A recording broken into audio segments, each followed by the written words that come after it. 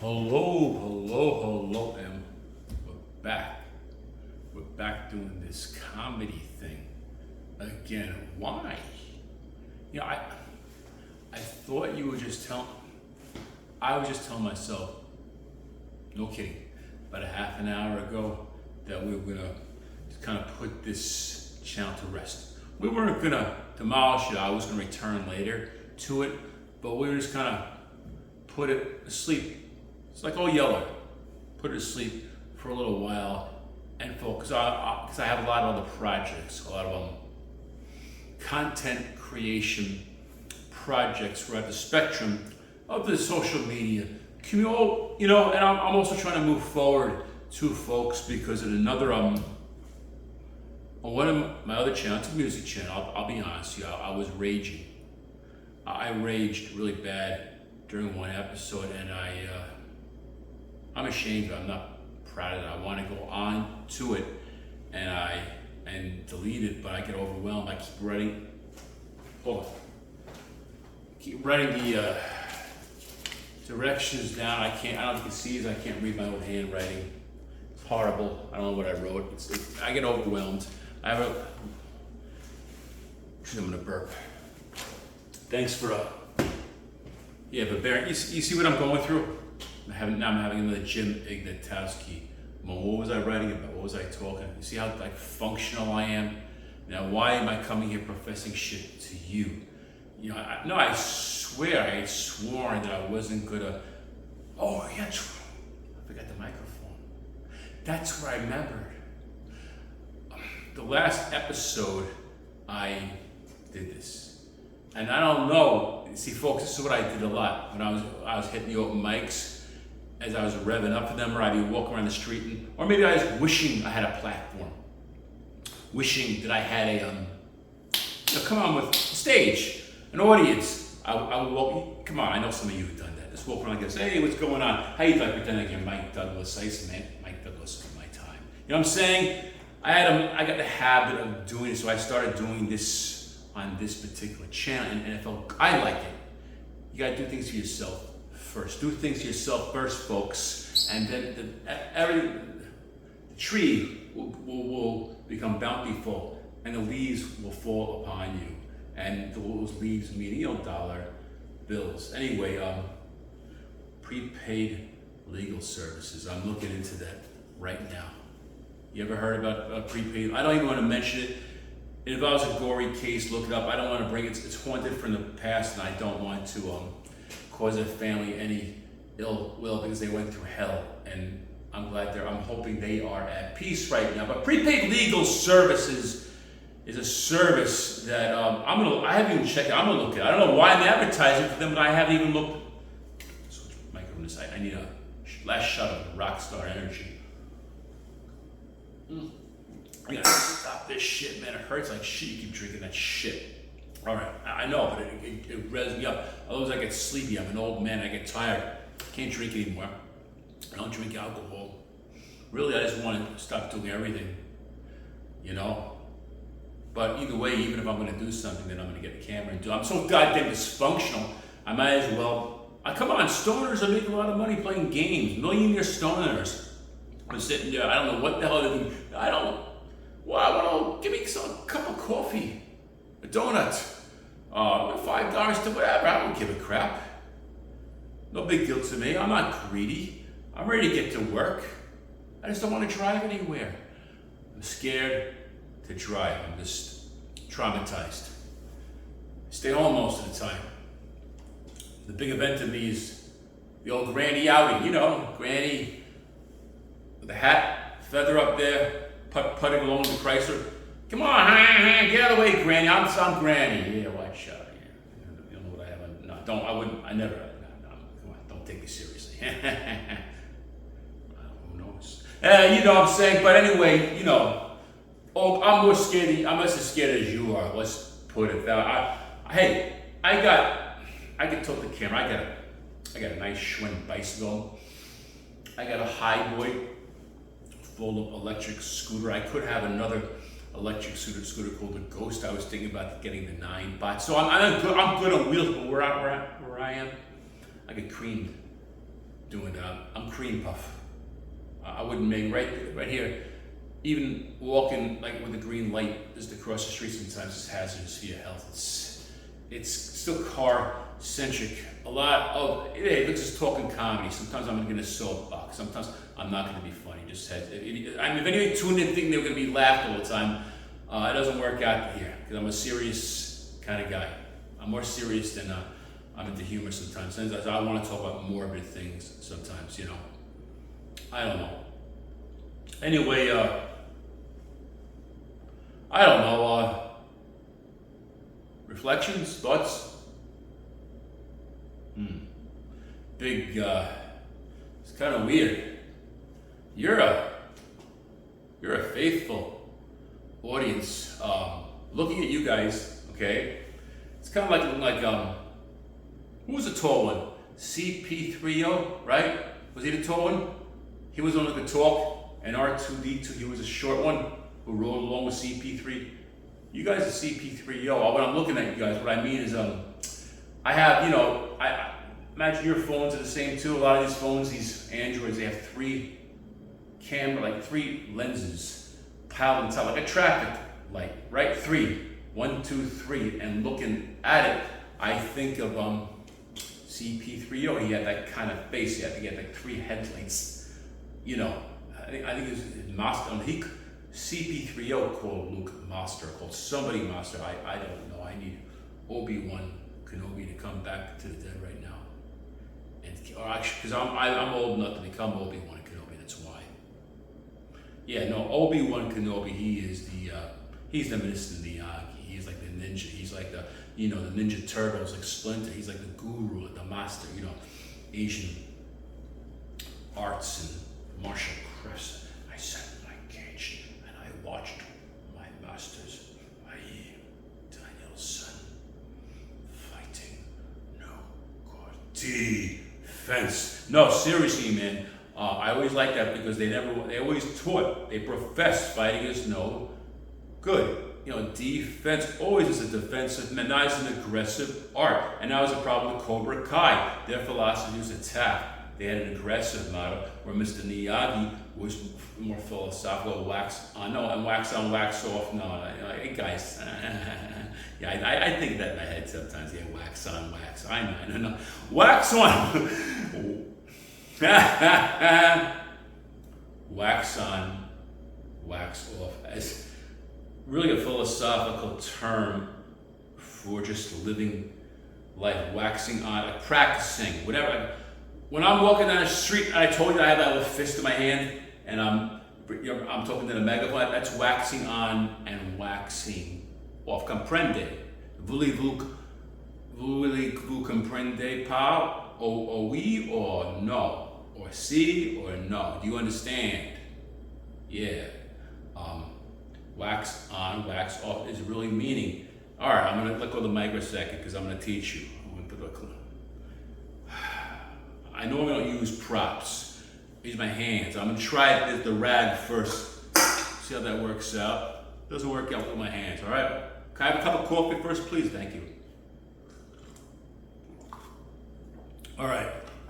I think Daniel said, but okay. I like to nah, this is bullshit. Out of the freaking rag. By the way, folks, see, you like my Mr. Miyagi uniform? I don't see my pants. I have a whole bunch of sets just like this. I like clothes like this because it's in a salute in honor of the working class hero like Mr. Miyagi. He was the caretaker, the custodian. He was the hero.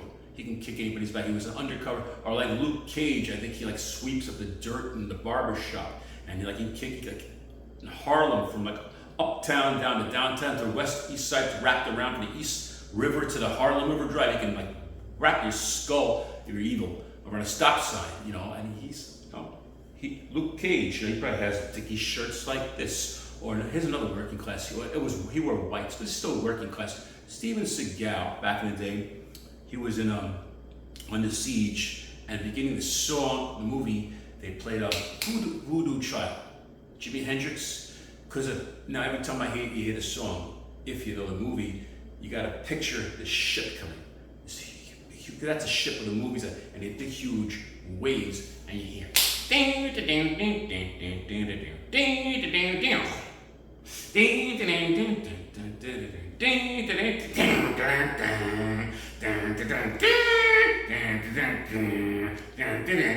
where I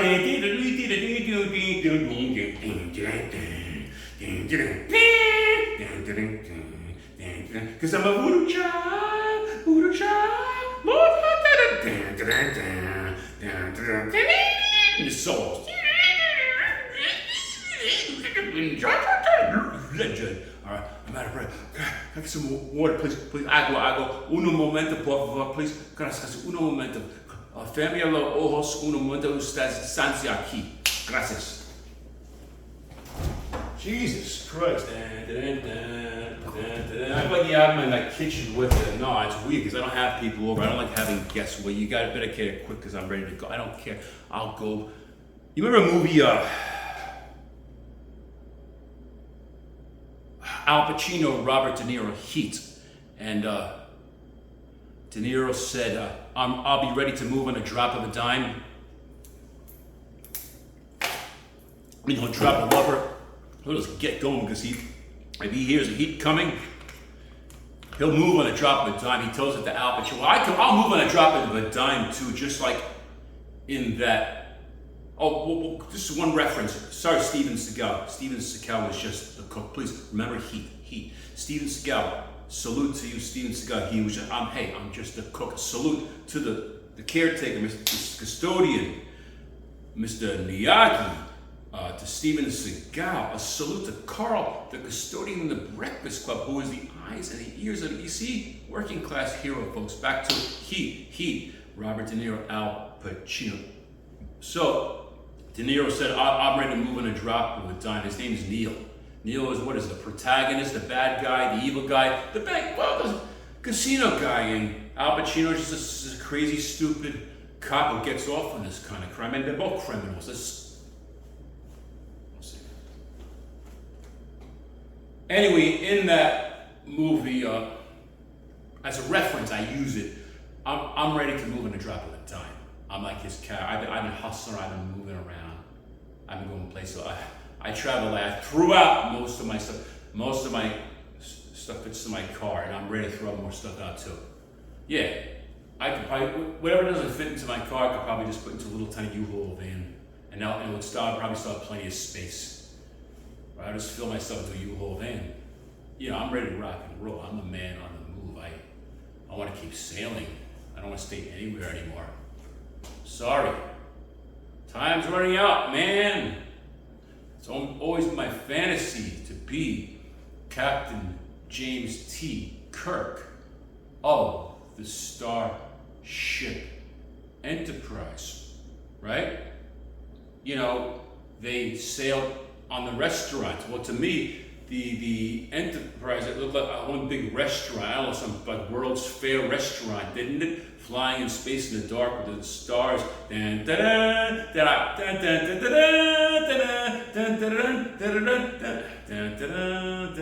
alright, don't quit your day job. Yeah, but you remember those days. To start Captain James T Kirk. We go into different planets. I am Captain James T Kirk of the Starship Enterprise. I seek new life. I am on tour as Captain James T. I'm not officially with any comedy circuit. I'm not in a college network.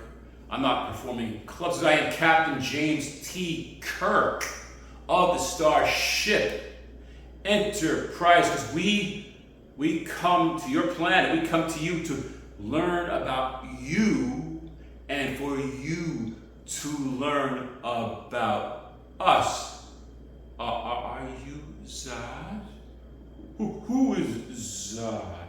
Well then, are you of the body?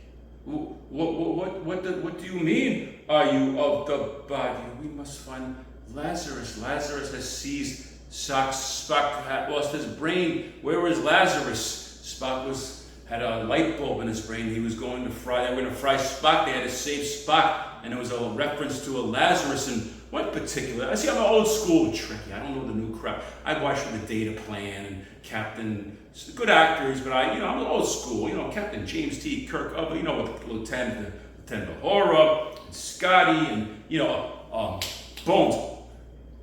Damn it, Jim. I'm a physician, not a mechanic. Yeah, DeForest, God rest his soul, good DeForest. Great rant. Yeah, I'm saying that, those are boy, the way they go, that middle airplane, songs of baby parade. Guys like me, we had it made. Those were the days.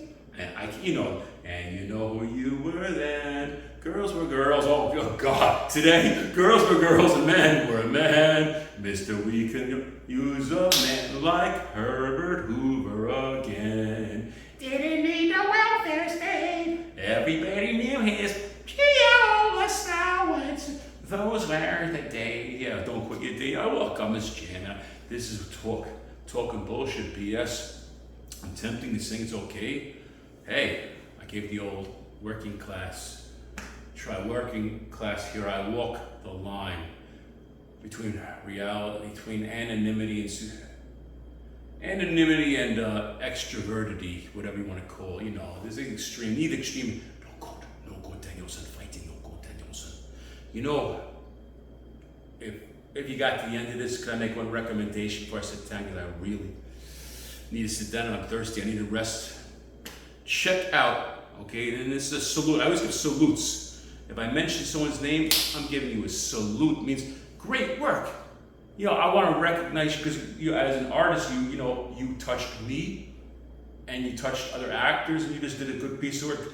Shout out, I believe he is from Australia, okay? He's a film director and his name is Gareth Evans. I hope I get it correct, but he did the Raid. The Raids, he started off the Raid, he did a lot. Merental, before the Raid series, was Merental, 2009, if I'm not mistaken. The Raid came out in 2011, if I'm not mistaken, starring Iko Uwai, check Iko, Ikouwai from Jakarta, Indonesia. And Joe Taslim, and Sunny Pang, and Yaya Ruiz, and damn.